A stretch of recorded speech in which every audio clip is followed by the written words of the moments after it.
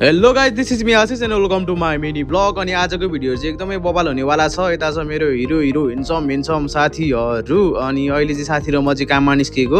अब हामी जस्तो युवाहरू भएर घरमै बसिराख्नु पनि त भएन नि गाइज, होइन। हामीले नगरे कसले गर्ने, अहिले नगरे कहिले गर्ने, होइन गाइज। अनि अहिले चाहिँ हामी कामसाम सकेर निस्केको, ठ्याक्कै महादेवसँग भेट भयो। हर हर महादेव।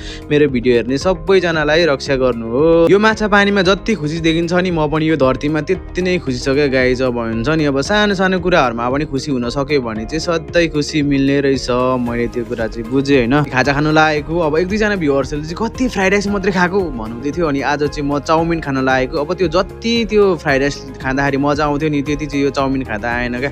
ओली सरकारको विकास, अब यो गाउँको बिचमा कसको भएको केयर नबनाएकोलाई यो भ्यू टावर, होइन। अचम्म लाग्दो छ यार।